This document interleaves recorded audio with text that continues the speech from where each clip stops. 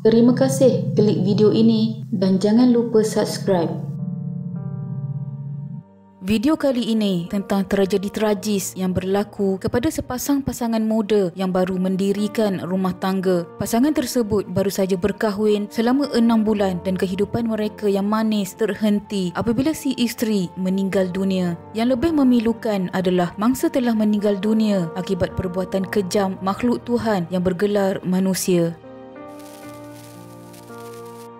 Mangsa Nur Nadia Abu Bakar baru berusia 21 tahun ketika kejadian dan telah berkahwin dengan suaminya Ahmad Khairu Abdul Rahman yang berusia 27 tahun yang bekerja sebagai penoreh getah. Mereka baru saja berkahwin selama 6 bulan setelah melalui fasa bercinta. Mangsa merupakan anak bongsu dari 6 beradik. Dia juga manja dengan keluarga dan bersifat ramah dengan orang yang rapat dengannya. Setelah berumah tangga, pasangan muda ini tinggal di kampung Sungai Gemang, Bukit Betong, Kuala Lipis, Pahang. Rumah tersebut sebelumnya didiami oleh keluarga Ahmad Khairu yang kemudian berpindah ke Kelantan selepas Ahmad Khairu berumah tangga kerana mempunyai rumah lain di sana. Jadi rumah itu diberikan kepada Ahmad Khairu untuk dijaga. Rumah tersebut hanya terletak di tepi jalan dan mempunyai jiran terdekat di sekelilingnya.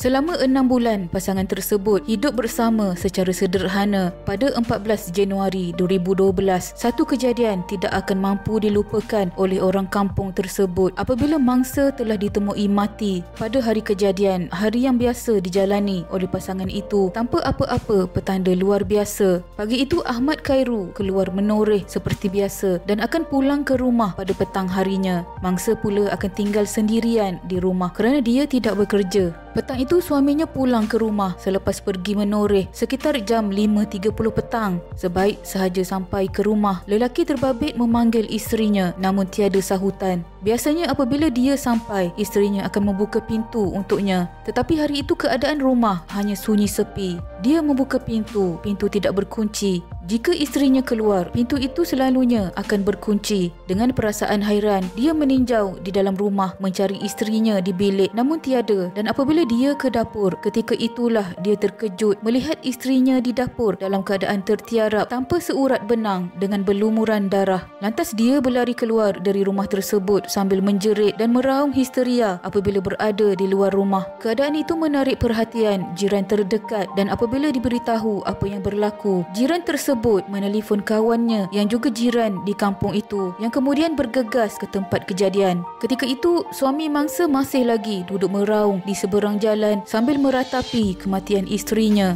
Menurut jiran tersebut, setelah kawannya tiba, mereka memasuki pintu depan rumah mangsa. Dia dan beberapa penduduk kampung melihat kesan darah di sekitar ruang tamu sehinggalah ke dapur dan di dapur terdapat mangsa dalam keadaan menyayat hati. Kejadian tragis berkenaan pertama kali berlaku di kampung berkenaan dan memberi kesan trauma kepada mereka apabila melihat keadaan mayat mangsa.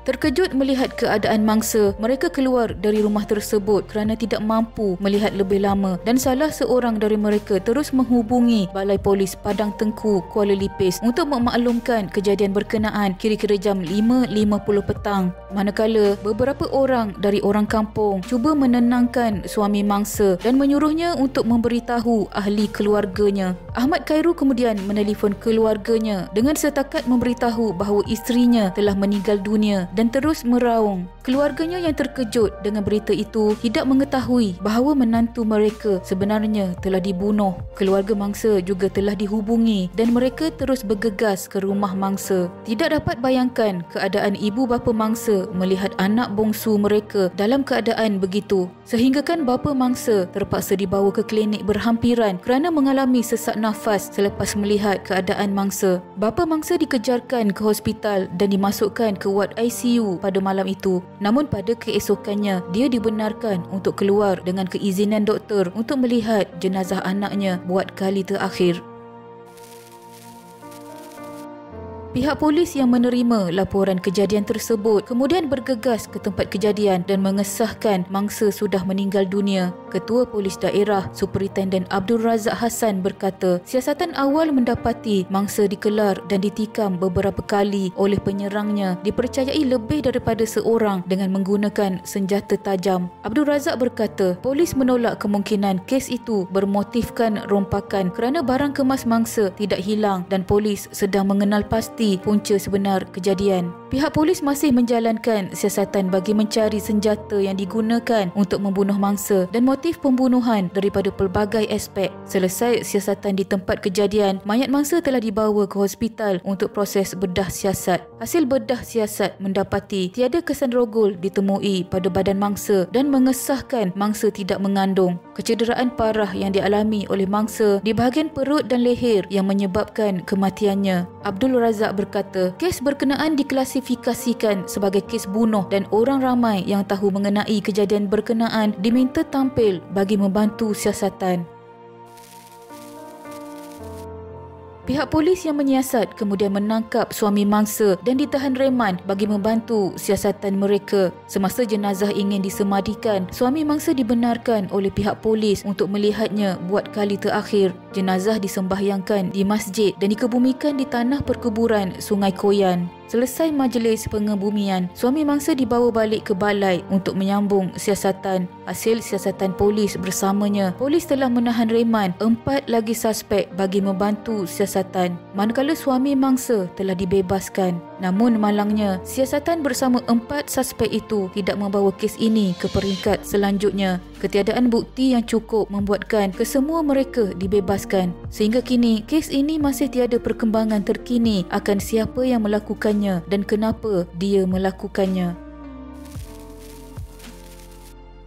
Satu kes yang menyayat hati yang berlaku tanpa pengakhiran yang adil. Melalui kes ini, pihak polis berpesan kepada jiran tetangga agar peka dengan keadaan sekitar dan bersedia membantu sekiranya terdengar jeritan atau bunyi pelik datang dari kawasan kejiranan. Selain itu, rondaan daripada anggota rela dan skim rondaan sukarela SRS perlu diperhebat agar kejadian jenayah dapat dibendung di kawasan masing-masing. Semoga penjenayah ini mendapat balasan yang setimpal atas perbuatan kejam mereka. Walaupun bukan di dunia, balasan di akhirat adalah pasti. Sama-sama kita hadiahkan Al-Fatihah kepada Allahyarhamah Nur Nadia Abu Bakar. Semoga rohnya dicucuri rahmat dan dimasukkan ke dalam golongan hamba-Nya yang beriman. Sekian.